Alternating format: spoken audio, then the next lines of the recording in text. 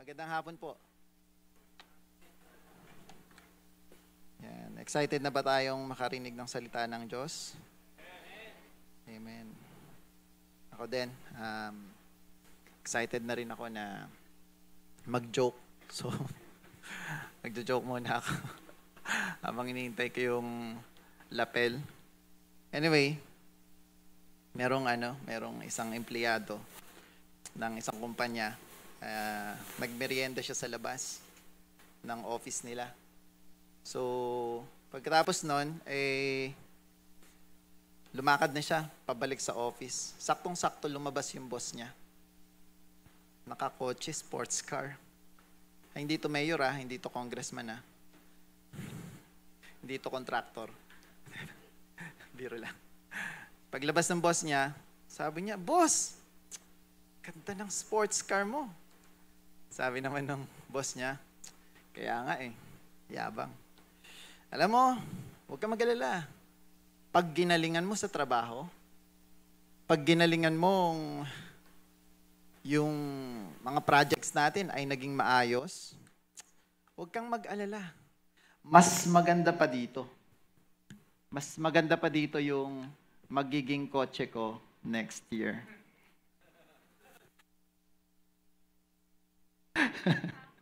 Anyway, biro lang yun.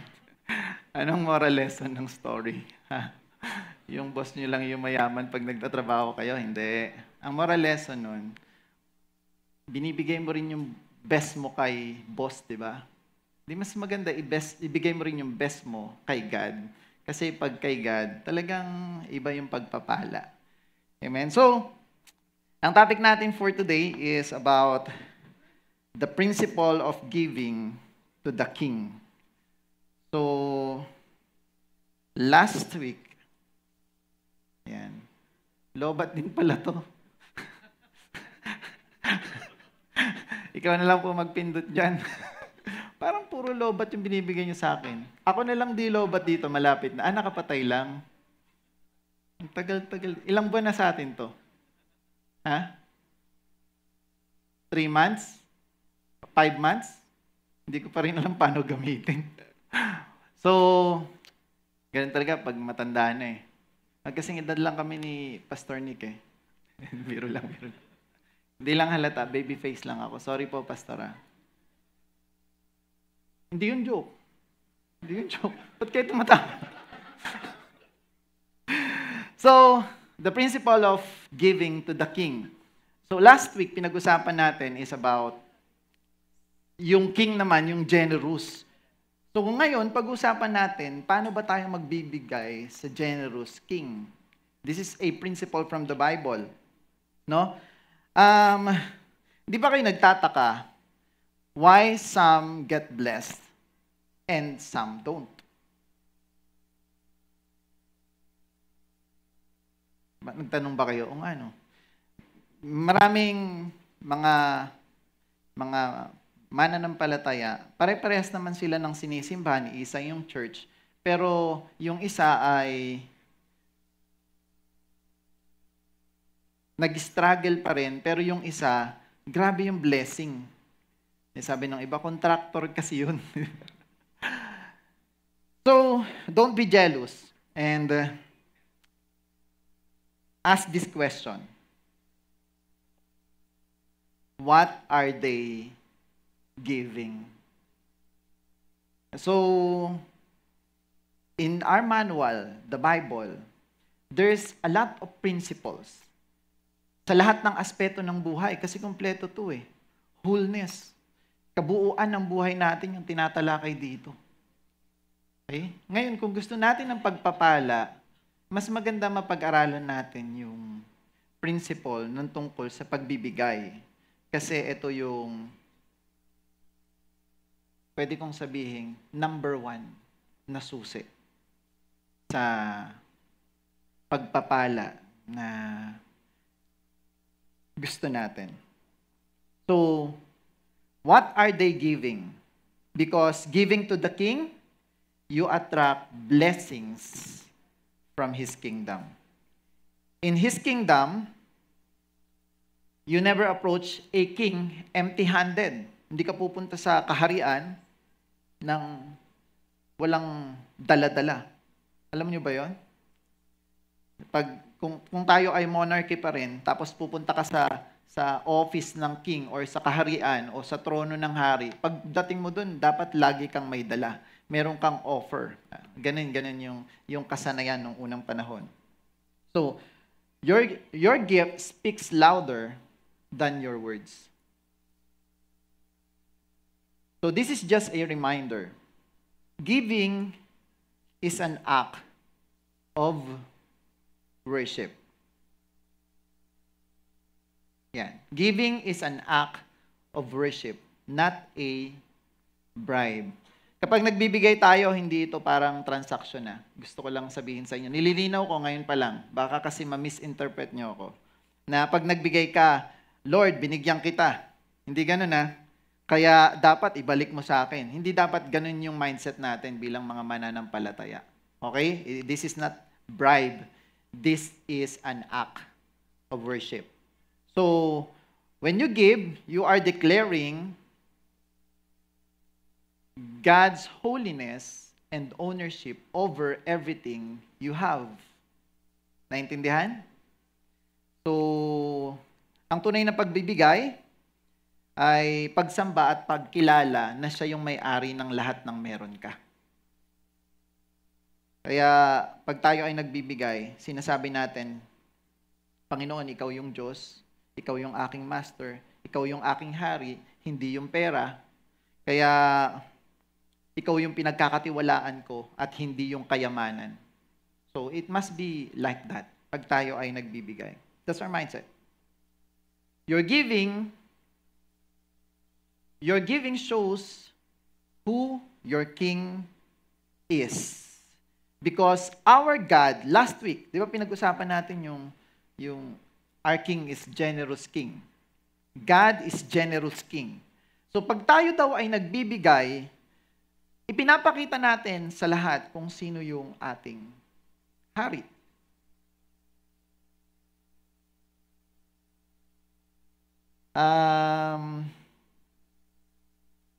Ito yung mga points. We have 1, 2, 3, 4.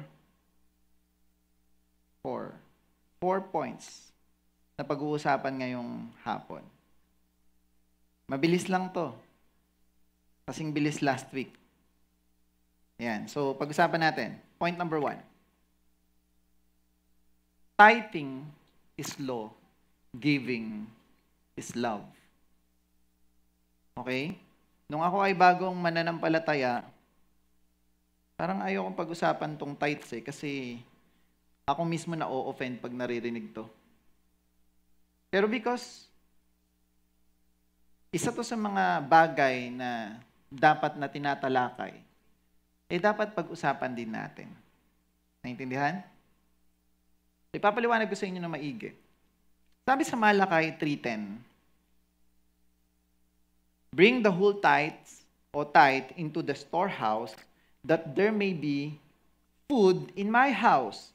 Test me in this, says the Lord Almighty, and see if I will not throw open the floodgates of heaven and pour out so much blessing that there will not be room enough to store it. Ibig sabihin, sobra-sobra pa daw yung ibibigay niya.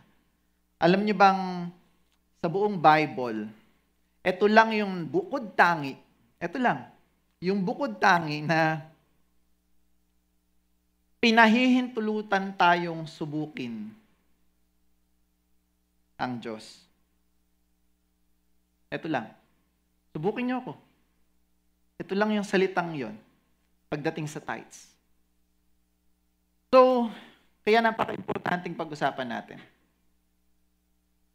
Parang sinasabi dito ng Diyos na kung susubukan niyo ako o maging tapat kayo sa inyong ikapo,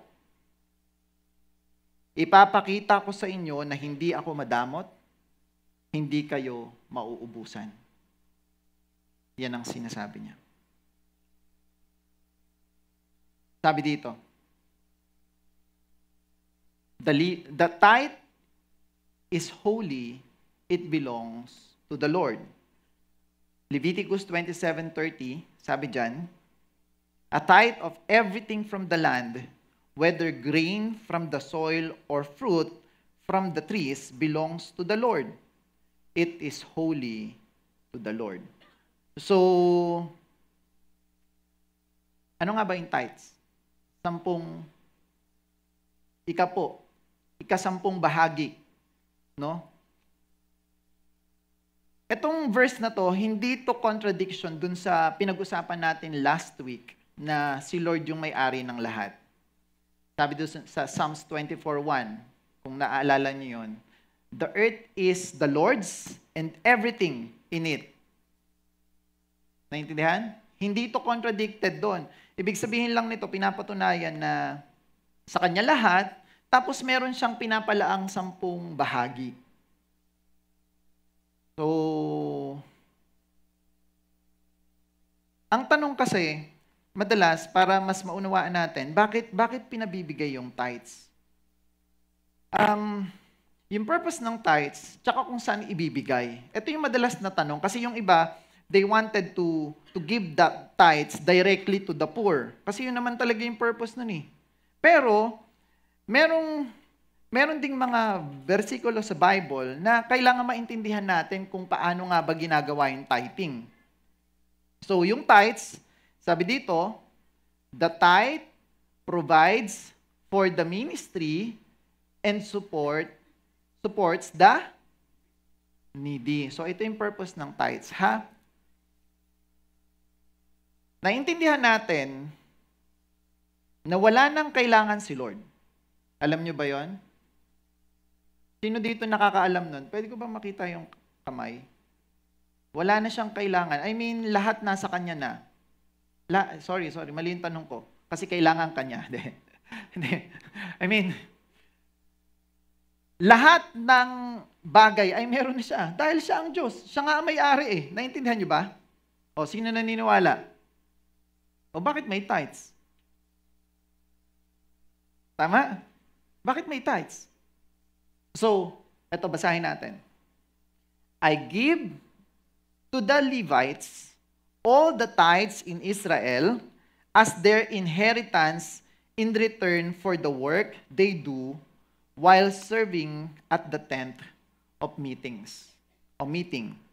So, nung unang panahon, dahil yung kanilang mga pinagkakakitaan doon ay mga crops, yung mga tanim, no?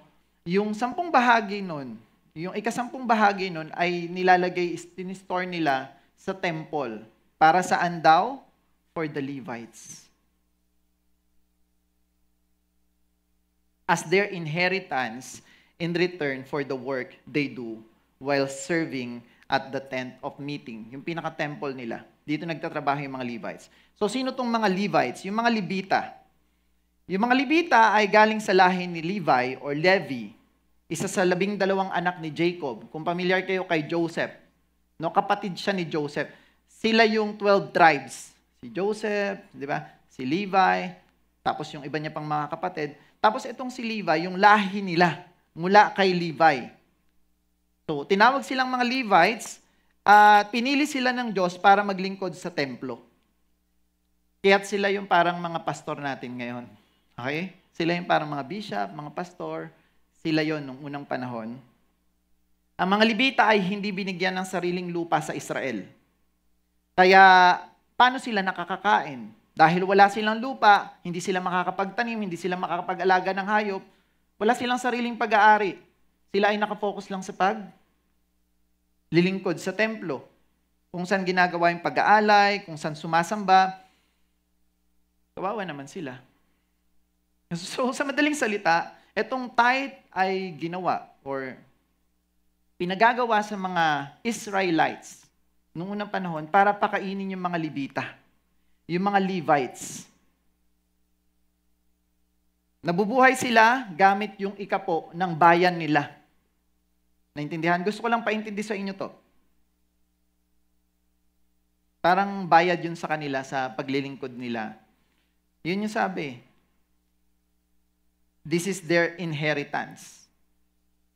in return for the work they do while serving at the tent of meeting. So, baka sinasabi ng iba sa inyo, mga estudyante, bata pa naman kami, hindi pa sa amin yung tithes. No, this is for all.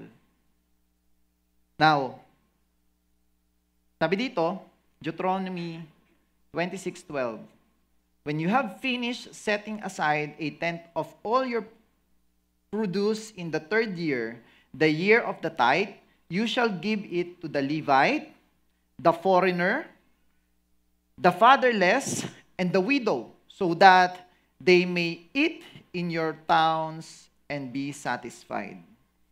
So, ito, pinapakita dito na may tinakdang panahon yung Diyos nung panahon na yan kung kailan inilalaan yung ikapo.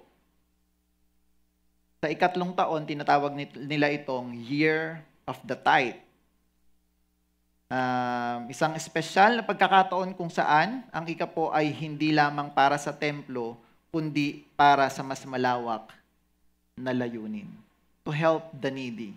Bakit? Kasi nung unang panahon, yung mga foreigner sa kanila, nahihirapang magtrabaho. Kasi mga foreigner yun, hindi mga Israelita yun eh. No, I don't know kung may discrimination ba, pero most likely ganun kasi kasama sila sa tutulungan eh. Yung mga fatherless, sabi diyan, mga walang magulang, walang tatay. Bakit fatherless? Pero meron namang mother.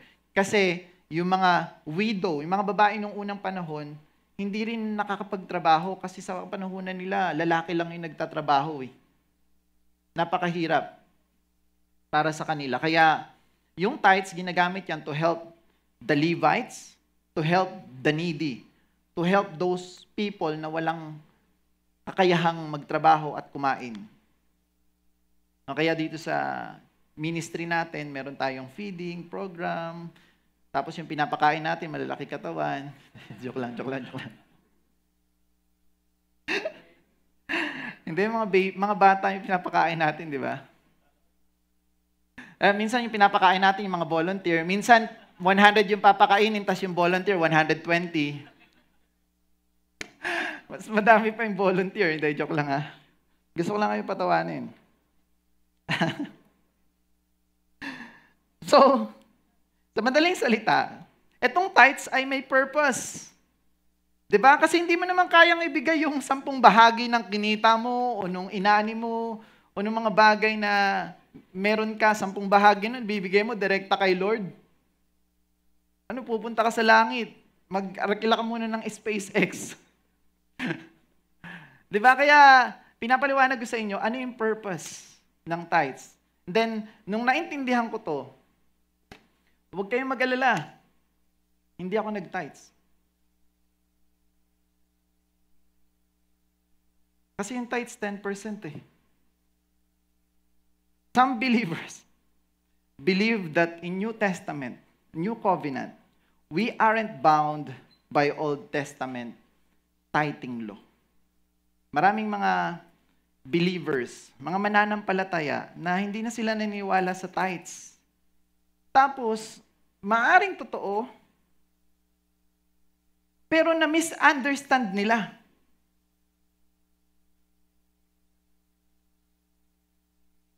Meron ditong verse, bago pa mauso yung batas. Nagsimula yung law, yung unang batas kasi na sinabi sa Bible ay, para lang meron kayong trivia ha, yung unang law na sinabi sa Bible ay yung para kay Adan. Anong sabi doon?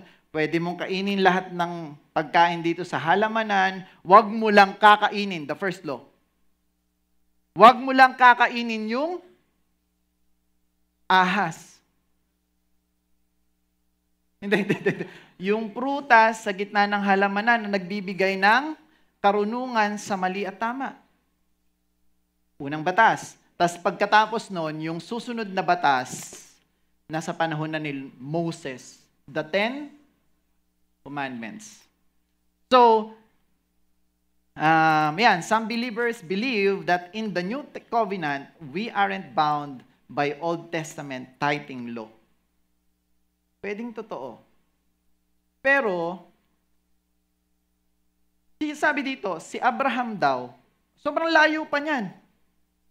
Ilang taon yan, Pastor? Mga 600 years ba ito mula kay Abraham o 400 years? 400 years. Mula kay Abraham hanggang kay Moses, 400 years. Ayan, sabi dyan. Si Abraham daw, Abram pa yung pangalan niya dyan, nagbigay ng tenth, 10 bahagi kay Melchizedek even before the law. Okay? Si Melchizedek, siya yung hari nung panahon ni Abram, siya rin yung priest. Ano siya? Dual personality. Hindi, bipolar. Gusto ko lang masaya kayo kasi pag hindi ako nagpapatawa dito, yung mga estudyante hindi nakikinig. Sabi dito sa verse, hindi siya bipolar, joke lang yun na. Okay, dalawa lang yung kanyang trabaho noong unang panahon. King at the same time, priest. So sabi dito, and he blessed Abram. Si Melchizedek daw, bless niya si Abram. Parang pinag-pray, ganyan. Saying, blessed be Abram by God Most High, Creator of heaven and earth. And praise be to God Most High, who delivered your enemies into your hand. Then Abram gave him a tenth of everything. Kanino niya binigay? Him. Maliit yung H. Hindi kay Lord, kundi kay Melchizedek. So dito ipinakita na yung 10 bahagi ay kusang loob na ibinigay ni Abram. Ito ang unang halimbawa ng tithing sa Bible. Dito unang pinakita yon. So, pag-acknowledge ni Abram, blines siya ni Melchizedek, the priest. Blines siya, tapos yung tenth, ibinigay niya kay Melchizedek. Si Abram, binigay niya yung tenth nang meron siya kay Melchizedek. Honoring that or acknowledging that God provides everything. That God gave him everything. That's why, for me, tithing is the minimum, not the maximum. Generous giving is greater, not lesser. Sana hindi ako nakakapagyabang, pero hindi ako nagbigay ng tithes nung naintindihan ko to. I offer everything to the Lord.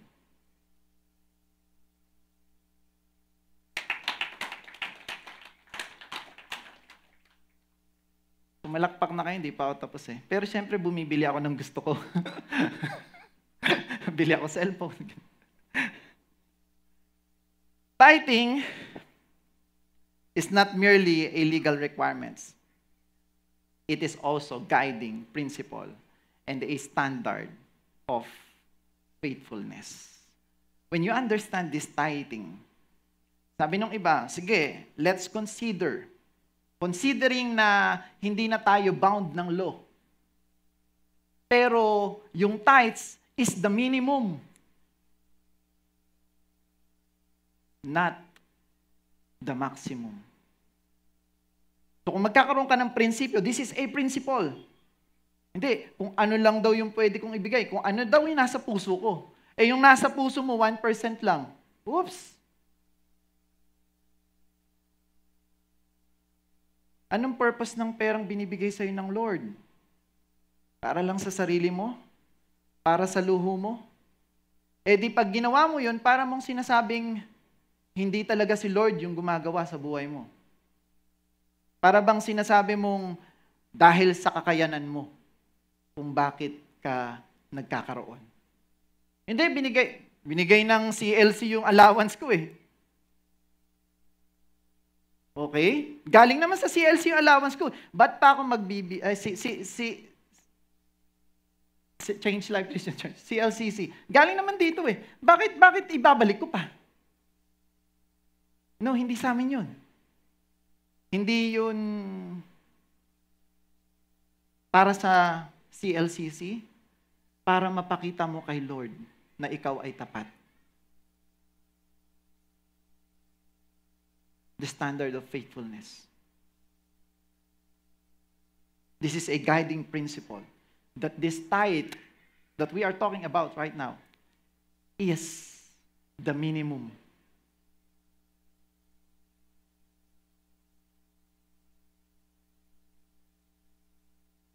Sabi dito 2 Corinthians, ito yung medyo nagpagulo sa isipan ng tao.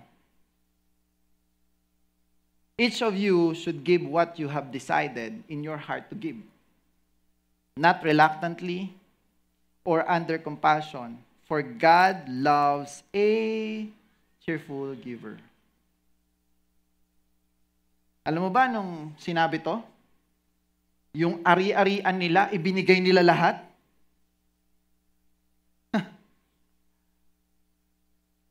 Kung ano yung meron sila,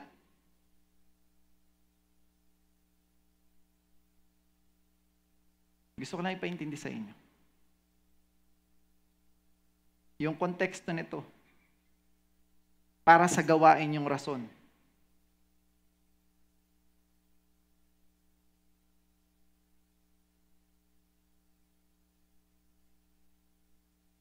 So, tithing is the floor, not the ceiling. It's God's law. It's God's law to keep the window open. If you can't do the minimum, don't expect the maximum. Anong ibig sabihin doon sa taas? The tithing is the floor, not the ceiling. Ha? Ibig sabihin, yung ikapo o yung tithing ay panimula lamang. Minimum. Hindi siya hangganan. Ito ang pinakamababang pamantayan ng pagbibigay sa Diyos. Hindi yung pinakamataas. Kung nag-iikapo ka o nag-ikapo ka, nagsisimula ka pa lang. If you give your tithes, you are just starting practicing your heart giving.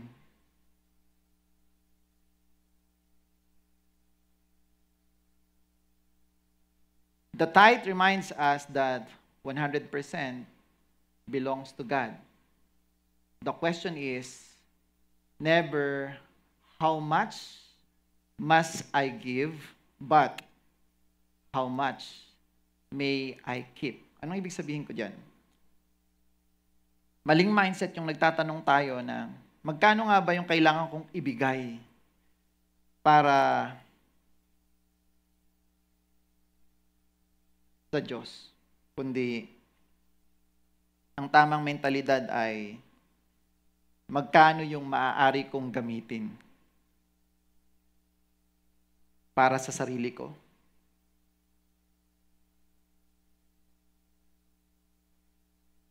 Hindi kung magkano yung dapat kong ibigay. Nasabi sa Bible, mas mahalaga ka pa kaysa sa ibon.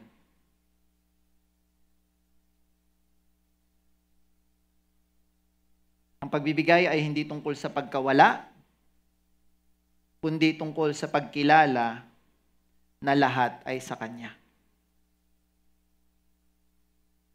Think about this illustration. Para bang yung sinasabi ko dito. Yung tithing is like an electricity bill. Paying the bill doesn't make you generous. It just keeps the light on. Manatiling meron kang kuryente.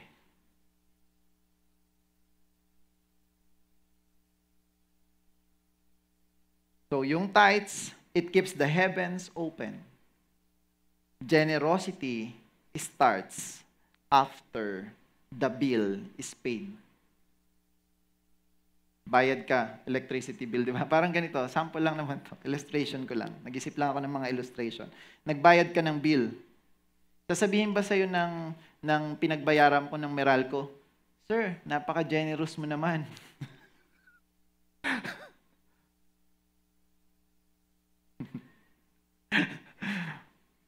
Pero kung dinoble mo yung bill, di ba? Binayaran mo, ito po yung bayad ko ngayon. Ay, ito po, tip ko pa para sa mga empleyado nyo dito. Sir, ang bait nyo. Ganon yung generous. Naintindihan nyo ako? So, are you with me? Naintindihan nyo ba yung pinag-uusapan natin? O masakit? Hindi pwedeng hindi ko to i-preach eh. Kasi sinasabi sa Bible to. Pag hindi ko to i-preach, namimili lang tayo. Hindi ko rin to i-preach para maging mayaman ako. Hindi ako parang yung boss. Maglalabas ng sports car dyan, sasabihin ko sa inyo, huwag kang mag-alala. Pag nag-tights ka ng tama ngayong taon, next year, mas maganda na ang kotse ko dito.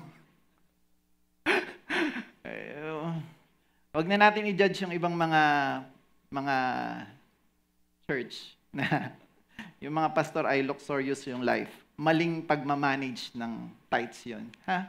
Ang tithes ay hindi para sa'yo. Hindi rin para sa pastor. Para sa gawain ng Diyos. So kung yung pastor gumagawa para sa Diyos, papakainin siya. Pero hindi siya papayamanin nito. Kasi para yun sa nangangailangan.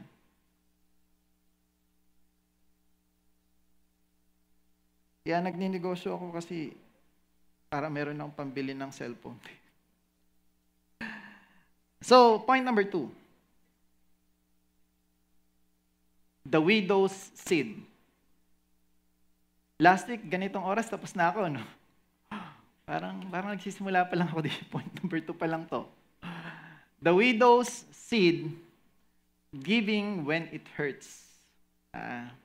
Meron na akong kilala, si Pastor Russell. Nag-preach rin naman siya dito. No? Sabi niya, minsan yung pagbibigay masakit.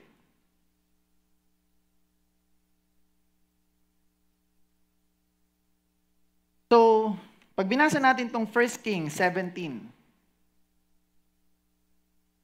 medyo maliit. Wala ako ditong copy. Sabi diyan, then the word of the Lord came to Elijah, leave her, turn eastward, and hide in the Kerit ravine, paano ba basahin yan? East of the Jordan.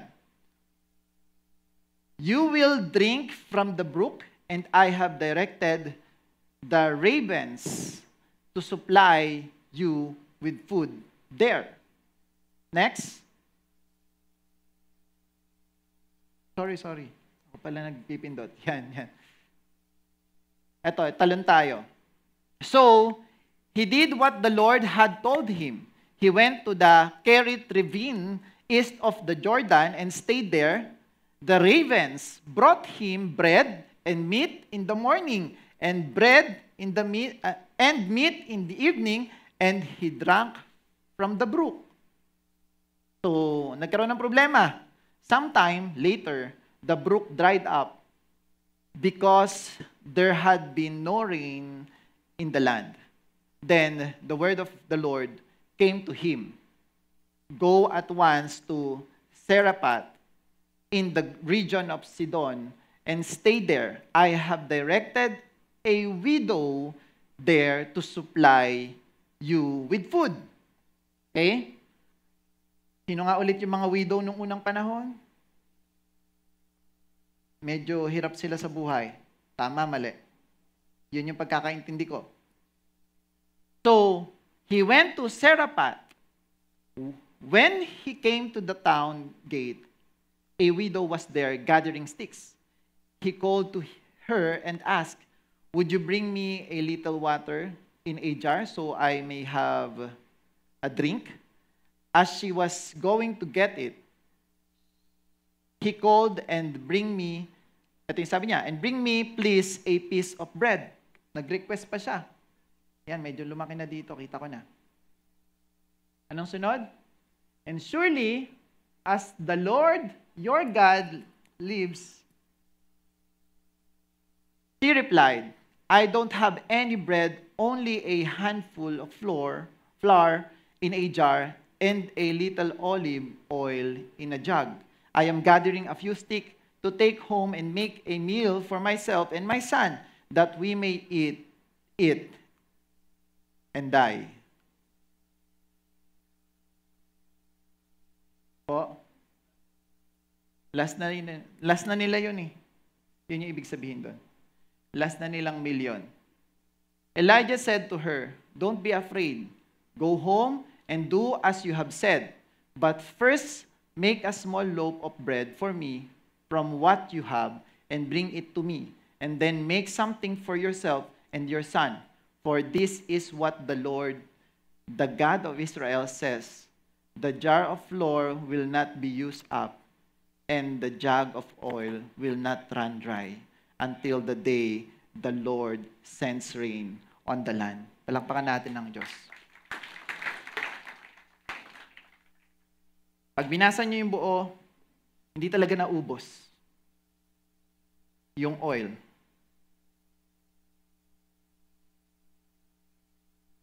Ang ibig sabihin lang dyan, hirap naman yung buhay nila kasi hindi nga umuulan. Tapos huling hapunan na nilang magnanay yun. Pero binigyan pa siya ng command. Medyo mahirap, di ba? So, the widow, she had 1 meal left for her and her boy. And a man of God shows up and says, "Give it to me first. Unahin mo ako." Now, imagine this. Her son is lying on the bed. May sakit pa nga ito yung bata Pag binasa mo yan ng buo. Siguro payat na. Tapos last na nga nilang pagkain yun. Tapos pagkatas mamamatay na sila. Yun yung sabi niya. Tapos meron dumating si Elijah. Maganda naman katawan kasi pinapakain siya ng Diyos. Pinapakain siya ng raven, di ba? Yun yung nabasa natin. Tapos hinihingi niya pa yung last meal ng magnanay. Doesn't make sense. Parang, anong sense ng verse na to? Parang, pag iniisip ko, parang ang hirap tanggapin, di ba? But God wasn't trying to take her last meal. He was starting a process.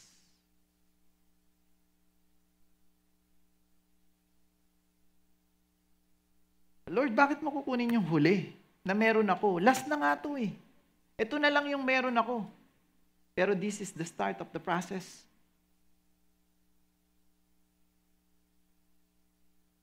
If you eat your seed, or if you eat the seed, you end the harvest.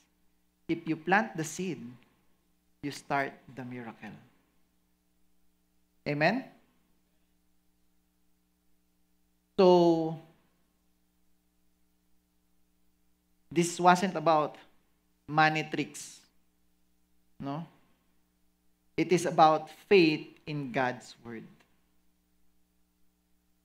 The widow trusted the promise, and the jar never ran out. So, God sovereignly appointed that widow to give. Her giving revealed God's providence, not her cleverness. Hindi dahil magaling siya. Hindi dahil masunurin siya. No? Dahil yun sa ipinapakita niya dito na alam niya na ipro-provide ng Lord. Kaya ginawa niya yung pinagagawa ni Elijah na sinasabi ng Diyos. Are you with me? Isipin mo, isa kang farmer. Tapos you have these last seeds na pwede mong gawing anong ulam? Munggo. Ayan, munggo. Buto rin yun di ba? Yung munggo, yun na lang huli mo, isang balot. Pag kinain mo yun, wala ka na. Pero pag tinanim mo pa yun, mabilis nang tumubo yung munggo no? Mga araw lang yun Magkakaroon ka ng toge. Tapos magbubunga pa ulit yun, magbubunga pa ulit, padami ng padami. Ganun yung principles na sinasabi ko dito. So, don't eat your seed. Parang yan yung sinasabi dyan sa verse na yan. Palakpakan natin ng Diyos. Gusto mo makagawa ng miracle si God sa life mo? Offer what you have. Even the last one.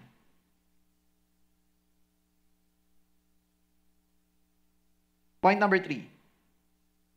The wise man's gift, giving to the king. Noong panahon na pinanganak si Jesus Christ, merong wise men, magi, mago, na pumunta sa kanya. No? Hindi ko na ibubuhin yung story. Pero ito yung sabi dito. On coming to the house, nung sila daw ay dumating, they saw the child with his mother Mary, and they bowed down and worshiped him. Winorship daw nila si Jesus. Then they opened their treasures and presented to him with gift of gold, frankincense, and myrrh. Wow. Na-notice nyo ba? Pagpunta nila sa king, hindi sila pumunta doon ng empty-handed. May dala-dala sila.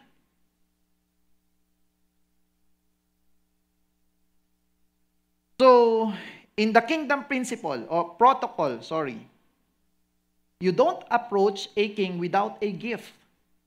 Protocol yon sa kahit na anong kaharian. Pag bibisita ka sa hari, dapat may dala-dala ka. Pag wala kang dala-dala, para bang sinasabi mong hindi siya yung hari. You don't offer something. Their giving put pressure on Jesus' kingship. Meron yata ako dito.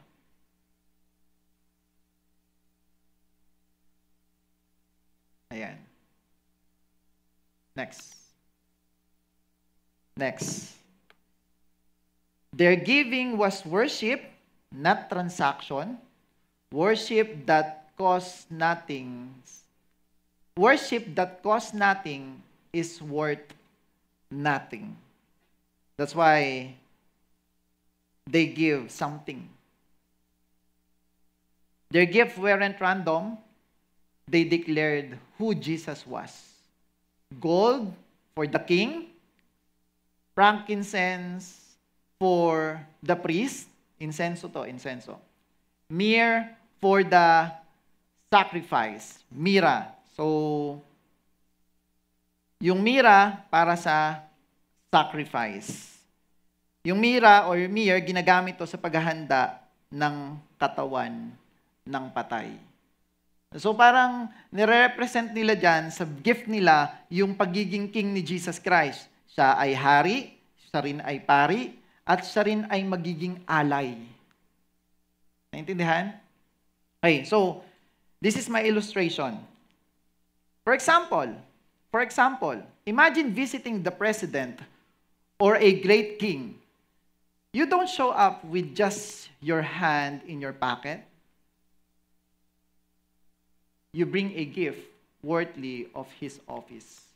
How much more the King of Kings? Naintindihan niyo ba? Halimbawa, pumunta ka sa opisina ni President BBM. Pagpunta mo ba doon, mag-hi, hello ka lang? What do you think? What do you think? O dadalhin mo yung pinakamagandang kaya mong ibigay sa kanya? Ano doon? Meron ba ako pausap? Ano doon? Yung una o yung pangalawa? Ibibigay mo yung pinaka-the best na pwede mong madala para sa presidente ng Pilipinas. Tama, mali? Paano yung sa hari ng mga hari? The best of the best. Amen? Question. When you come to the church, do you come prepared for the king? Or do you tip him with leftovers? You ask that to yourself. Point number 4. Iwan ko sa inyo yung tanong na yun. Kingdom law, seed time, and harvest. The sowing and reaping principle in the Bible. Sabi dito sa Genesis 8:22, matatapos na po ako. As long as the earth endures, seed time and harvest, cold and heat, summer and winter, day and night will never cease. Hindi daw hihinto. Ibig sabihin, yung pagtatanim at yung harvesting ay hindi hihinto. Meaning, giving is the activation of kingdom law. You sow, then you reap. The greater the seed, the greater the harvest. Amen? Sabi ni R.C. Sproul. Basahin muna natin tong Corinthians. 2 Corinthians 9:6. Whoever sows sparingly will reap sparingly, and whoever sows bountifully or generously will reap bountifully. This is a spiritual law of generosity. Pinat ko na lang po yan. Sabi ni R.C. Sproul, God is no man's debtor, but harvest isn't always cash. Sometimes you give, pero hindi always cash, ha? Yung babalik sa inyo. Sometimes it's peace, joy, spiritual growth, eternal treasure. Okay?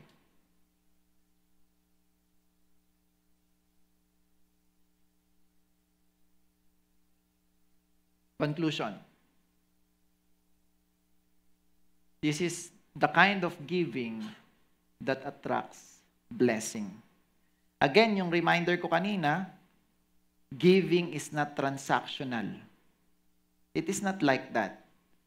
Pero dahil sinasabi ito sa Bible, gusto ko ring sabihin sa inyo, giving, pag ikaw daw ay nagbibigay, naa-attract mo yung blessing.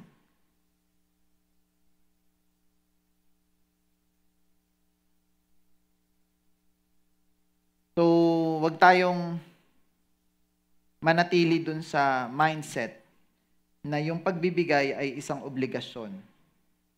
O dahil nadadala lang tayo ng emosyon. Yun yung sinasabi dun sa 2 Corinthians 9:7.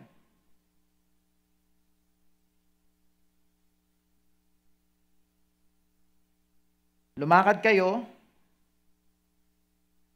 sa pagbibigay na para bang kayo ay nasa kaharian ng Diyos.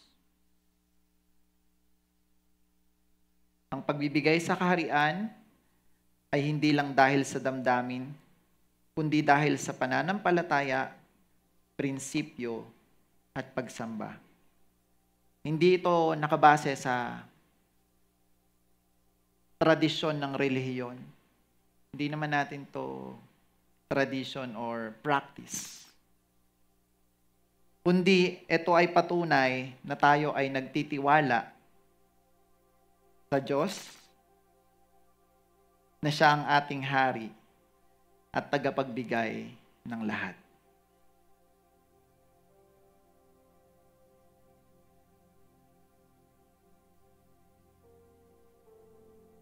Giving to the king puts pressure on him to show his glory and greatness in your life. Kapag nagbigay tayo sa ating hari, obligado siyang ipakita yung kanyang kadakilaan sa buhay mo. Bakit? Sabi niya kanina, di ba? Subukin niyo ako.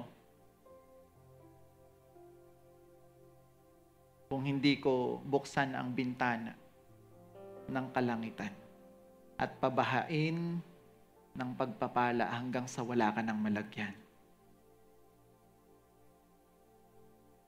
Giving to the king puts pressure on him to show his greatness and his glory in your life.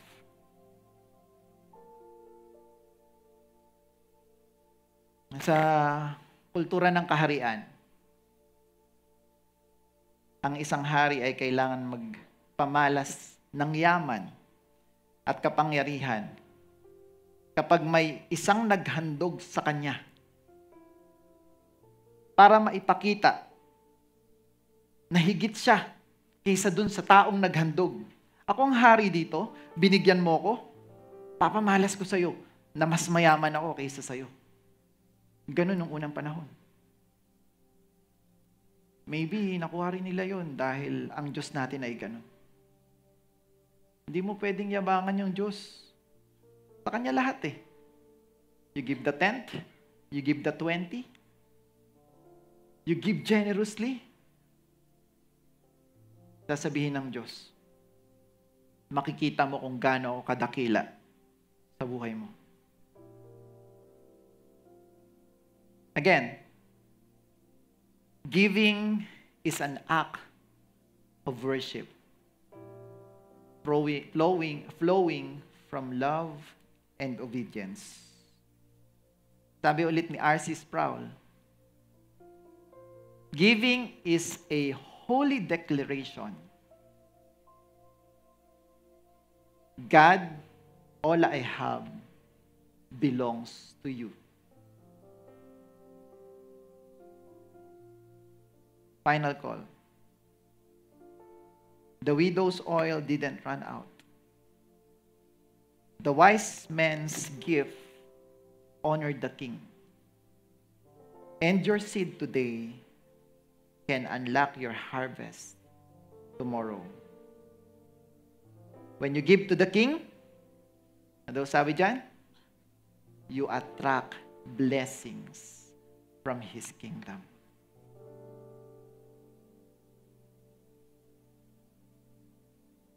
Can we declare this? Sabay-sabay nating sabihin to. 1, 2, 3, go.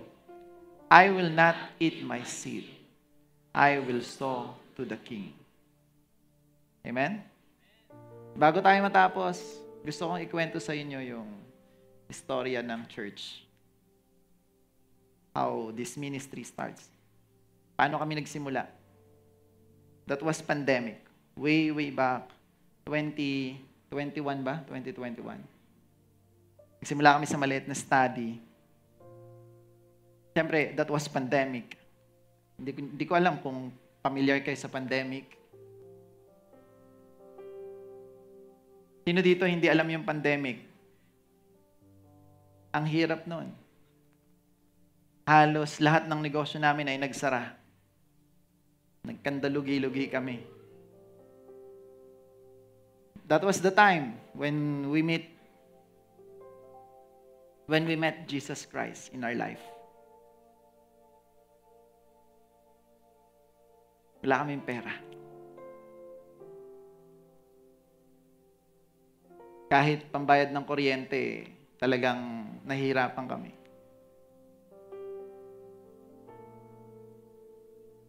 Tapos ang lakas ng loob namin.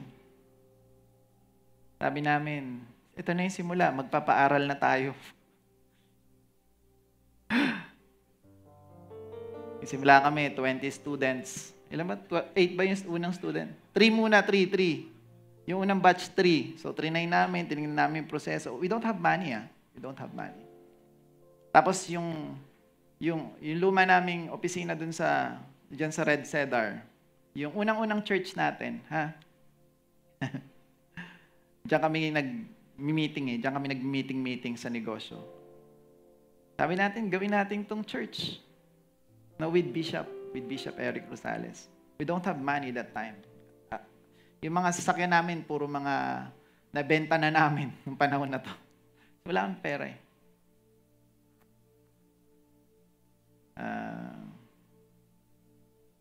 So, nag-start kami magpa-renovate ng church kasi office style yun. May conference room, tapos parang bahay din, may kwarto, tapos pina-renovate namin.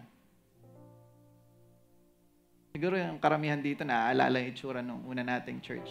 We don't have money that time. So we offer that house kay Lord. And even faith na lang yung rason kung paano kami makapagpaaral ng mga estudyante. No? And right now, we have 100 plus students. Kasama kayo. Hindi ko alam paano provide ni Lord nung panahon na yon. That's why we don't give our tithes. We give everything to God. Our life, our money, everything. Siguro, syempre, nasa proseso, ng mga unang mga taon, nahirapan din kaming intindihin to. Pero nung naunawaan namin, ng core group, ng ibang mga pastor natin dito, we understand that our life and everything na meron kami, it's for the Lord. At hindi kami pinapabayaan ng Lord. Hindi pa rin naman kami okay ngayon. Pero hindi pa rin nawawalan ng allowance yung mga estudyanteng pinapaaral namin. At nandito tayo sa magandang building. Palakpakan natin ang Diyos.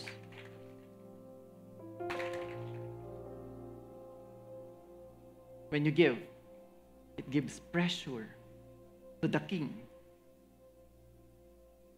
When you help, when you give your tithes, or more than, it gives pressure to the king na ipamalas niya sa buhay mo yung kadakilaan. Hindi ko alam kung maniniwala kayo sa kwento ko, pero totoong buhay to. Nagpaaral kami nang wala kaming kasiguraduhang mapapaaral namin yung mga pinangakuan naming estudyante. Pero sabi namin sa kanya, pag hindi namin napaaral to, mapapahiya ka eh. Kasi ang ginamit namin yung pangalan ng church. Change Life Christian Church. Lord, hindi kami mapapahiya. Anong ginawa ng Diyos? Hindi kami pinabayaan. Hindi tayo pinababayaan. Kaya i-appreciate nyo yan. Hindi yan galing sa amin. Yung mga scholars namin dito, hindi yan galing sa amin. Galing yan kay Lord, Diyos na tapat at mapagpala. Palakpakan natin ng Diyos. Let's stand up. Let's stand up. Hallelujah. Let's pray. Heavenly Father, thank you for today's word na nanggagaling sa inyo. Alam po namin na nakagabay kayo, ang inyong banal na spirito. Salamat sa pagbukas ng aming mga puso. At patuloy, nabigyan niyo po kami ng pusong mapagpakumbaba. Puso na nagnanangan lamang, nagnanais, na mas makilala kayo at maunawaan ang inyong mga salita. Lord God, gamitin niyo po yung buhay namin. Kung ito na lang po yung meron kami para ialay sa inyo, gagawin namin yun, Lord. If this is the last that we have, our life, we will give it to you. Because we know you are our King, our God, our Lord. Salamat sa buhay na ipinagkaloob niyo. Salamat sa patuloy na pagsusustain sa amin upang mabigyan kami ng pagkakataon na maipakita sa mundo na tunay at dakila ang aming Diyos. Salamat sa mga provide nyo sa amin, Lord God. Salamat sa meron kami. Alam naming nanggagaling po sa inyo. Kaya ibinabalik lamang namin sa inyo lahat, pati ang papurit, pagsamba at pasasalamat. In Jesus' name we pray. Amen. Amen.